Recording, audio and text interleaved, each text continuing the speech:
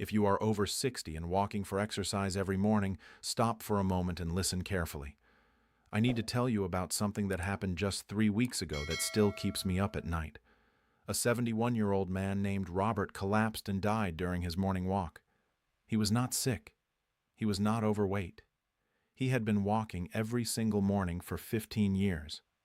His wife found him on the sidewalk 3 blocks from their home.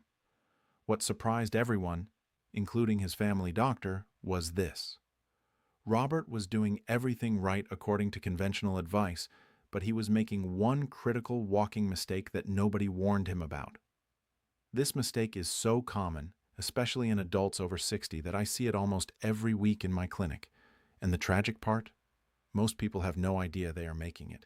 I'm Dr. Maria Hernandez, and in this video, I will explain that deadly walking mistake, why it happens specifically to older adults, and the 5 proven ways to walk safely so you can get all the benefits of exercise without putting your life at risk. Before we dive in, drop a comment with your age and where you're watching from today.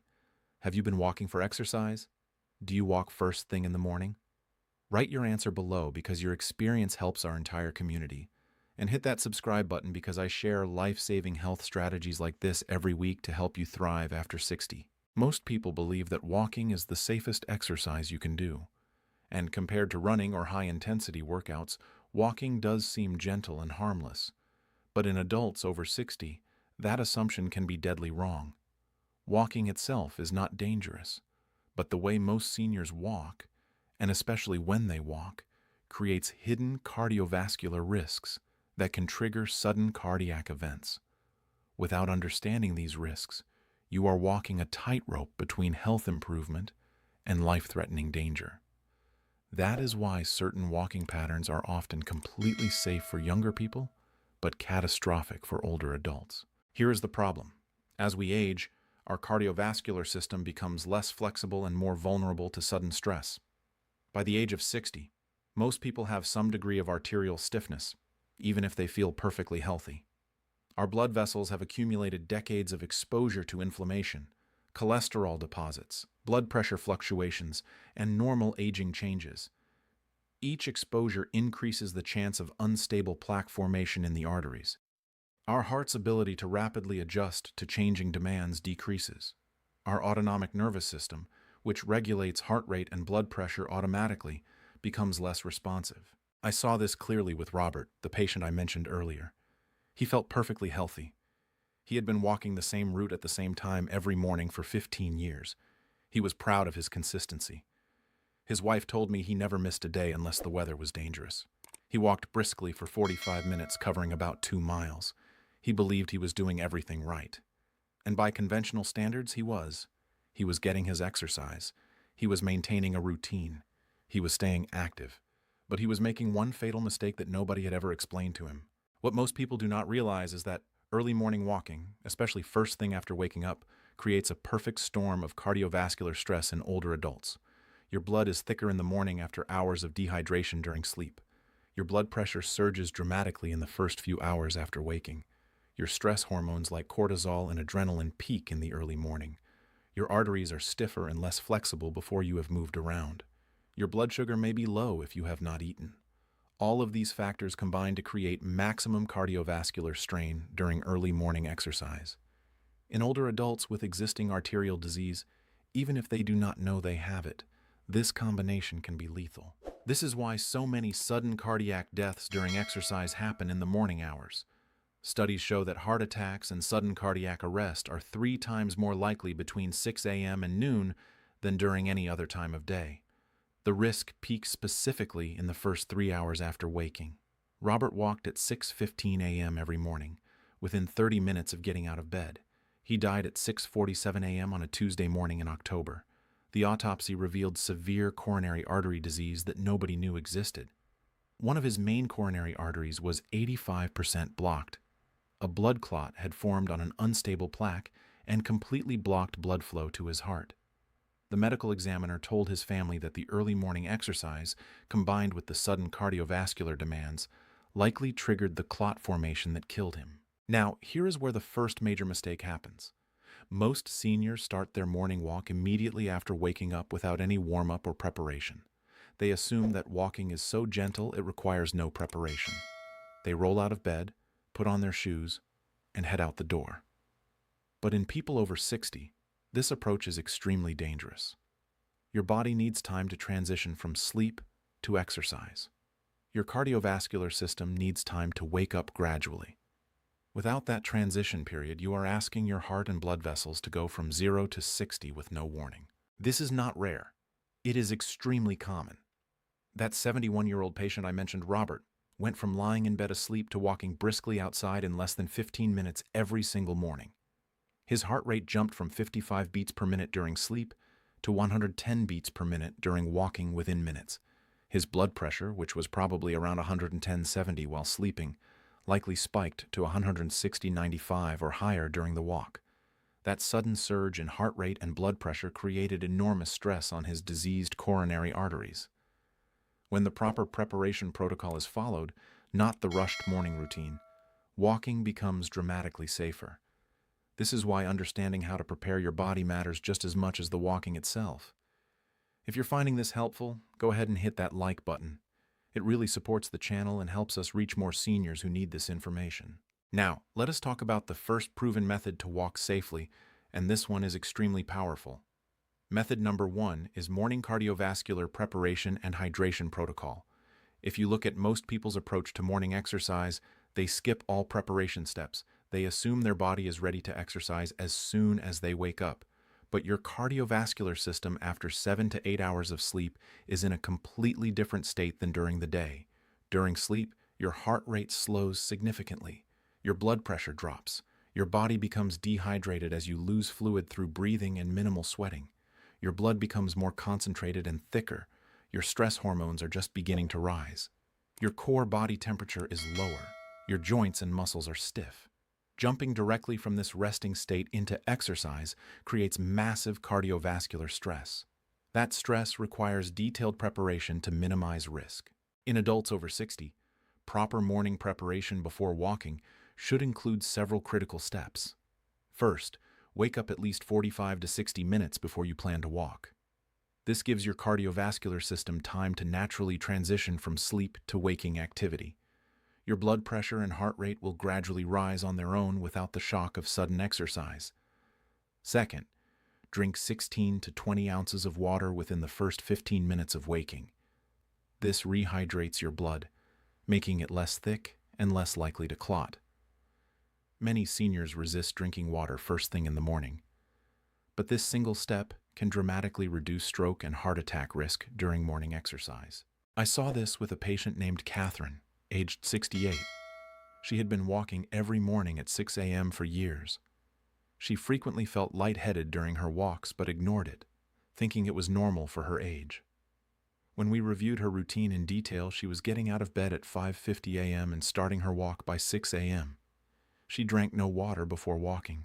She ate nothing before walking. She did no warm-up activities. Her blood pressure medication was taken after her walk, not before. When we implemented a proper preparation protocol, everything changed.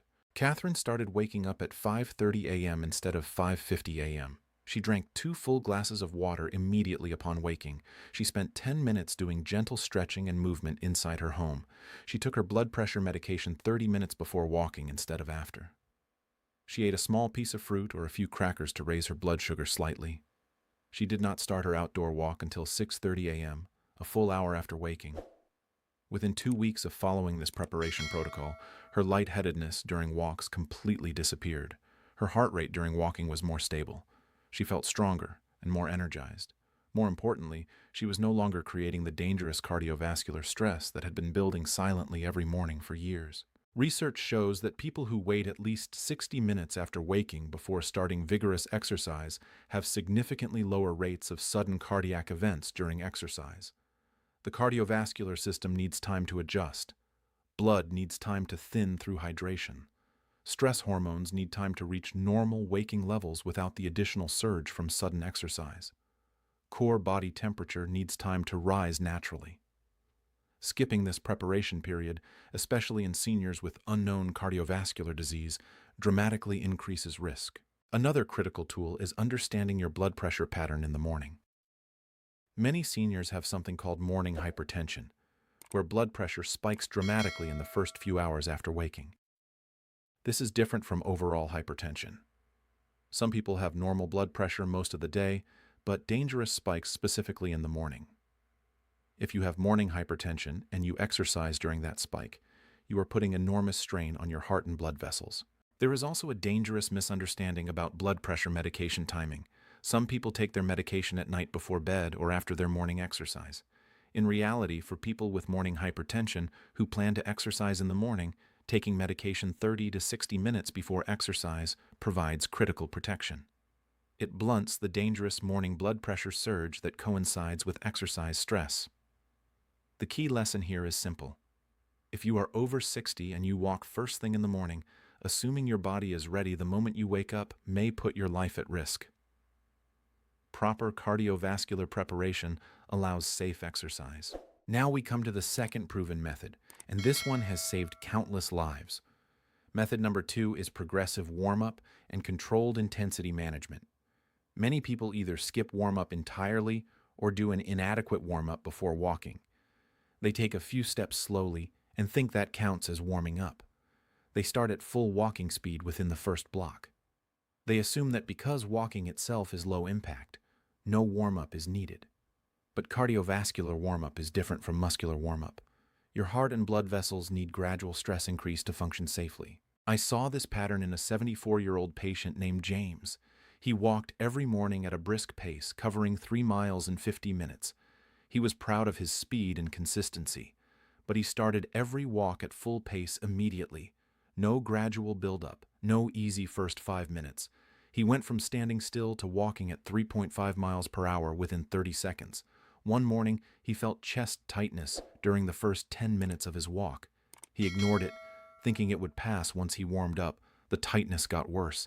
He felt short of breath. He felt pressure in his chest. He made it home but called 911 within minutes of walking through his front door. The emergency room doctors found that James was having unstable angina, a warning sign of impending heart attack. Further testing revealed 2 significantly blocked coronary arteries. The cardiologist told him directly, starting exercise at full intensity without warm-up created a sudden oxygen demand his diseased arteries could not meet. That created the chest pain. If he had continued pushing through that pain, he likely would have had a full heart attack during the walk. When he was medically stabilized and cleared to exercise again, we implemented a completely different warm-up protocol. His recovery was successful, and he returned to walking, but with critical changes to how he started each walk. Another overlooked issue is the lack of intensity monitoring during the walk itself. Many seniors walk at whatever pace feels normal to them without checking if that pace is creating dangerous cardiovascular stress. They do not monitor their heart rate. They do not pay attention to breathing patterns. They do not recognize warning signs of overexertion. Comfort is not always safe. You can feel fine while your heart is being dangerously stressed. For most seniors, the essential warm-up and intensity management protocol includes starting every walk with 5 to 10 minutes at an easy conversational pace. You should be able to talk in full sentences without gasping for air. If you cannot, you are going too fast too soon. Gradually increasing your pace over the first 10 minutes allows your cardiovascular system to adjust smoothly. Heart rate increases gradually. Blood flow to muscles increases gradually. Breathing deepens gradually. This gradual progression is far safer than sudden intensity spikes. Monitoring your exertion level throughout the walk is critical. A simple method is the talk test. If you can speak comfortably in full sentences, you are at a safe intensity. If you can only speak in short phrases and feel breathless, you are working too hard. Many seniors also benefit from wearing a heart rate monitor or fitness tracker. Target heart rate for moderate intensity walking in seniors is typically 50 to 70% of maximum heart rate. Maximum heart rate is roughly 220 minus your age. For a 70-year-old, maximum heart rate is about 150. Moderate intensity would be 75 to 105 beats per minute. If your heart rate exceeds that range during walking, you are pushing too hard. The exact intensity depends on your individual fitness level and cardiovascular health. Someone with heart disease may need to stay at the lower end. Someone very fit may safely work at the higher end, but the key principle remains the same. Start gradually. build slowly, and monitor continuously. By this point, you may realize something important. Most seniors are not refusing to warm up. They simply do not understand that walking requires cardiovascular preparation just like any other exercise. Each skipped warm-up increases risk. Together, these gaps can allow a cardiac event to occur during what seems like gentle, safe exercise. Now, let me walk you through the third proven safety method for senior walkers. This is the approach I use with my own patients over 60. Method number 3 is pre-exercise cardiovascular screening and ongoing monitoring. For most seniors who start a walking program, they never get cardiovascular screening first. They assume that walking is so safe it requires no medical clearance. But walking places real demands on your heart. If you have underlying coronary artery disease, walking can trigger cardiac events. Older screening methods focused on symptoms. Newer understanding emphasizes that many seniors have significant arterial blockages with no symptoms at all. Tests like exercise stress testing can identify coronary artery disease before it causes a heart attack during your morning walk. These tests involve walking on a treadmill while your heart is monitored with EKG and sometimes imaging. The test reveals how your heart responds to exercise stress. Does your EKG show signs of inadequate blood flow? Does your blood pressure respond normally?